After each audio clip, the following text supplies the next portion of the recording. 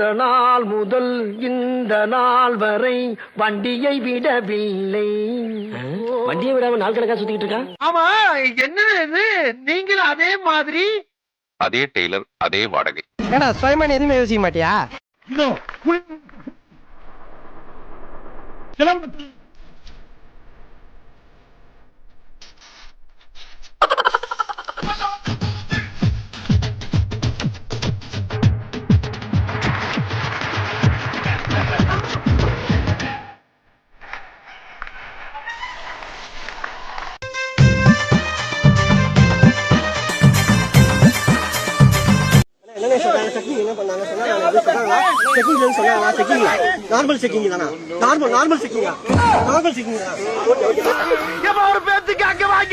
உடனே சொன்னதுக்கெல்லாம் சரி வந்து பீதிய கிளப்பலாம். என்னப்பா நியாயம்?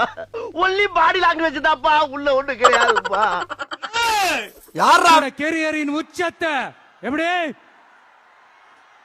என்னோட கேரியரின் உச்சத்தை இங்க ஒண்ணும் பஞ்சர் ஓட்டுற வேலை கிடையாது. வேற எங்கேயாச்சும் போய் அந்த ஊதியத்தை உதறிட்டு கேப்பே விடாம பேசுற பார்த்தா ஒரே டயலாக தான் ஊருக்குள்ள சொல்லி தெரியுறோம். இருந்ததா கூட இருக்கட்டாங்க, அது அவர் பர்சனல். ஏங்க சும்மா ரோட்ல போறோன்னே 10 பொண்டாட்டி வச்சுக்கிறான், அவர் ஒரு பொண்டாட்டி வச்சிருக்க தப்பா சொல்ல வரல. அப்படி அப்படியே இருந்தாலும் அவரை பத்தி நீங்க பேசாதீங்கன்னு சொல்றோம். பேசுறது உங்களுக்கு ரைட்ஸ் இருக்கு, என்ன தகுதி இருக்கு முதல்ல.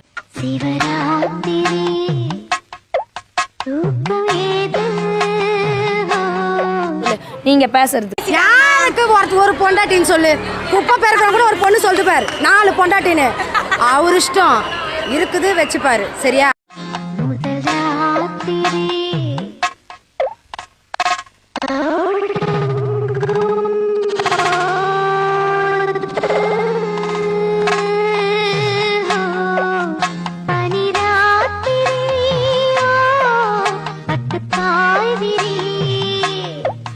தாவேக்கால இருக்கிறவன்லாம் வந்து அப்படியே பியூர் பாலிடிக்ஸ் எல்லாம் தெரிஞ்சுக்கிட்டு மக்கள் நலன் சார்ந்த விஷயங்களை எல்லாம் புரிஞ்சுக்கிட்டுலாம் யாரும் அரசியலுக்கு வரல. சினிமா பார்த்தேன், கைதட்டுனா, மன்றத்தில் இருந்தான், மன்றத்துல இருந்து இங்க வந்திருக்கான்.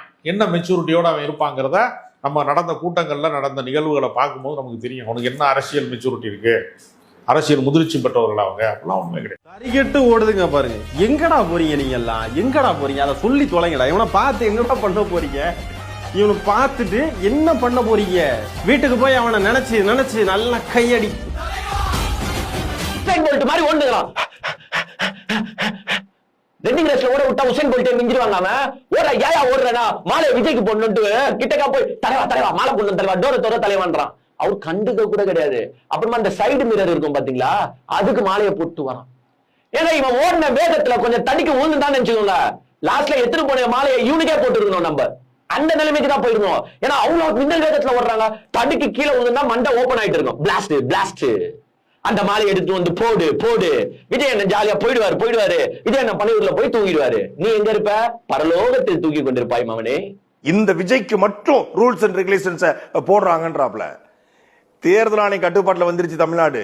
எந்த கட்சி தலைவருக்கும் இப்படி போட்டது கிடையாது. விஜய்க்கு ஒரு ரெகுலேஷன்ஸ் போட்டிருக்காங்க. காரைக்குடி முழுக்க எல்லா மரங்களையும் தகரத்தை வச்சு மூடிருக்காங்க. எல்லா மரத்தையும் தகர்த்து. ஏன் இந்த பெருச்சாளி, இந்த அணில் வகை சைஸ் பெருச்சாளி இருக்குல்ல, இது பூரா ஏறி மரத்தை பூரா உடைச்சிடும். காரைக்குடி இயற்கையான ஊர், சிவகங்கை மாவட்டத்திலே அதிக செழிப்பான ஊர். கொஞ்சம் மரங்கள் நிறைய இருக்கு. அது முன்னோர்கள் நட்டு வச்ச மரம். அந்த நகரத்தார்கள் நாட்டுக்கோட்டை செட்டியார்கள் வச்சுட்டு போன மரம். அதை பூரா உடைச்சி இப்போ வந்து காரைக்குடி நகரத்தை தகரத்தால முடிக்காங்க. தகரத்தார் ஊர்னு சொல்ற அளவுக்கு இதை ஆக்கிட்டாங்க. நீ என்ன ஜென்மம், நீ என்ன கேட்டகரின்னு எனக்கு புரியலையே. பிரச்சாரம் பண்றதுக்கு போறது அப்படின்னாலே ஒரு தொகுதிக்கு போயிட்டு மக்களை சந்திச்சு மக்கள்கிட்ட பேசி ஓட்டு கேட்கறது தான் பிரச்சாரம் பண்றது.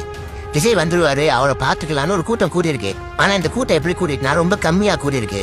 உடனே என்ன பண்ணிட்டாரு, தூத்துக்குள்ள நம்ம 7 டிஸ்ட்ரிக்ட்ல இருந்து ஆட்களை இறக்கி ஒரு பெரிய கூட்டத்தை காமிச்சிட்டோம். காமிச்ச அடுத்த நாளே நமக்கு கூட்டம் கம்மியா இருந்துச்சுன்னா நமக்கு வந்து கெத்து போயிடும், மாசு போயிடும் அப்படின்னு பயந்து போய் கூட்டம் கம்மியா இருக்குன்னு பேசாமலே ஓடிருக்காரு விஜய். இதெல்லாம் ஒரு பொழப்பா? உங்களுக்கு அனுமதி வழங்கப்பட்ட நேரத்துக்குள்ள கூட பேச முடியலன்னா நீங்க எதுக்கு பிரச்சாரத்துக்கு போறீங்க? இதுக்கு பேசாம பனையூர்ல இருந்து வீடியோ கால் பண்ணி மக்கள் பேச வேண்டியதானே, இல்ல ட்விட்டர்ல ஒரு வீடியோ விட வேண்டியதானே. தெளிவா பேசிருக்காரு. இது தாவேக்கால இவ்வளவு தெளிவா பேசி இப்பதான் முதல்ல பாக்குறோம். மு.க. ஸ்டாலின் வந்து கைதாகி போக சொல்ல வந்து விஜய்க்கு வந்து 1.5 வயசா விஜய்க்கு வந்து 1.5 வயசா சரிங்களா? 1.5 வயசா முக ஸ்டாலின் வந்து நல்லா கேட்டுங்க, எப்படி ஊடகத்துல எப்படி உலாவுது பாருங்க.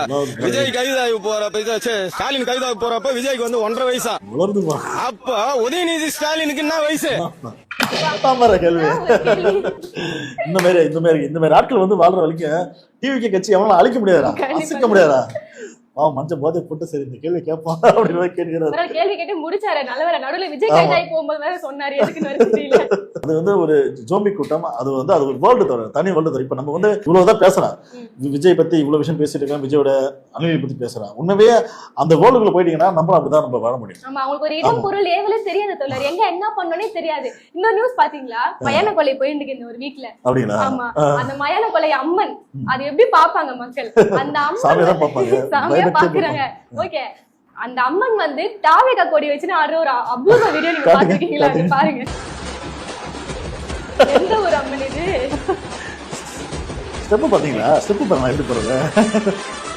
Cinema dance, cinema cinema cinema குத்து ஆட்டம். அந்த குத்து பார்த்து குச்சி கண்ணு கம்பத்துல விட்டு போகுது, கம்மி போகுது மேல எலக்ட்ரிக் கம்மி போகுதுல்ல, அங்க விட்டு விட்டு விட்டுருக்காரு. எந்த ஒரு காலி தோழர் இது? என்ன ஒரு ஆட்டம்? சாமி முக்கியமா, விஜய் முக்கியமா? விஜய் தான் முக்கியம். அந்த ஒரு மக்கள் இதை எப்படி அனுபவிச்சாங்க? இங்க அங்க ஒரு பிஜேபி காரனால எவ்வளவு பெரிய போராட்டம் வெடிச்சிருக்கும். கல்ல விட்டு காளி சாமிக்கு நீங்க கொடி கொடுத்து ஆடுறீங்கன்னு சொல்லிட்டு மக்கள் பாத்துட்டு இருக்காங்க. அப்ப ஃபுல்லாவே ஒரு தற்கொலை கூட்டமா தான் இருந்திருக்கு. ஆமா ஆமா, அது வந்து இது யாரும் வந்து அவமானப்படுத்தணும் இல்லையா? உண்மையா அந்த சாமியை வந்து அவமானப்படுத்தணும். ஏன்னா சாமியினவே பக்தி உணவு வந்து அது வந்து ஒரு பயபக்தியை தான் பார்ப்பாங்க. ஆனா அந்த பயபக்தியை எனக்கு ஒரு சாமியை வந்து விஜய் பாட்டை போட்டு கையில கொடி பிடிச்சு ஆடுறதெல்லாம் பார்த்தோன்னா யார் வந்து அங்க எம்எல்ஏவா இருக்கிறாங்களோ அல்லது யார் வந்து ஆட்சி நடத்துறாங்களோ அவங்கள குறை சொல்றாங்களே தவிர தான் பக்கம் உள்ள மிஸ்டேக் வந்து மக்கள் பாக்குறது இல்ல. இப்போ ஒருத்தர் சொன்னாரு, விழுப்புரம் பேருந்து நாள் போகும்போது ஃபுல்லா நம்ம மூக்க அடைச்சிட்டு போற மாதிரி இருக்கு. அது பண்றதே பொதுமக்கள் தான்.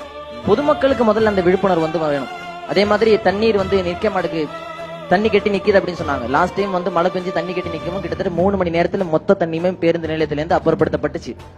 இது வந்து நம்ம கவனிக்கணும். நிறைய மைனஸை பார்க்கும்போது அவங்க பண்ண பிளஸ்களை நம்ம பார்க்க வேண்டியது இருக்கு. இன்னொன்னு எனக்கு இப்ப நீங்க 2வது கேட்ட கேள்விக்கு ரொம்ப பிடிச்ச பதில் என்ன சொன்னா, ஒருத்தவங்க வந்து ஒவ்வொரு மாவட்டத்திலையும் ஐடி கம்பெனிஸ் வரணும் அப்படின்னாங்க. 2030க்குள்ள நாங்க ஆட்சிக்கு வந்தா 2030க்குள்ள நாங்க வந்து ஒவ்வொரு மாவட்டங்களிலையும் 2 லட்சம் வேலை வாய்ப்புகள் உருவாக்குற விதமா நியூ டைடல் பூங்காக்களை அமைப்போம் அப்படின்னு சொல்லி வாக்குறுதி கொடுத்திருக்காங்க. அது வந்து உண்மையிலேயே ரொம்ப வியக்கத்தக்க.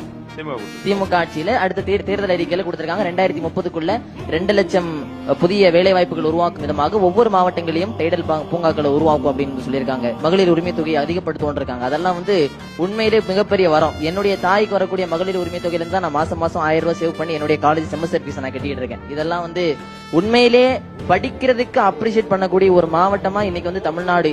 நம்ம தமிழ்நாட்டில் உள்ள பல ஸ்கீமை வந்து பல ஸ்டேட்ஸ்ல எடுத்து அவங்க முன்னுதாரணமா பார்த்து பண்ணிட்டு இருக்காங்க. நம்ம பண்ணதை குறை சொன்னவங்களே வேற மாவட்டத்துல வேற மாநிலத்துல அந்த இதை வந்து இம்ப்ளிமெண்ட் பண்றாங்கன்னு சொன்னா, எல்லா இடத்துலயும் எல்லா நேரங்களிலும் கல்வியிலையும் சரி, பொதுமக்களுக்கு சேவை செய்யறதுலயும் சரி, மக்களுக்கும் அதே மாதிரி ஆட்சியாளர்களுக்கும் முன்னோடி மாநிலமா நம்மளுடைய தமிழ்நாடு இருக்கு. கர்நாடக மாநிலத்துல கூட காலை உணவு திட்டத்தை அமல்படுத்தி கொண்டு வந்திருக்கிறாங்க.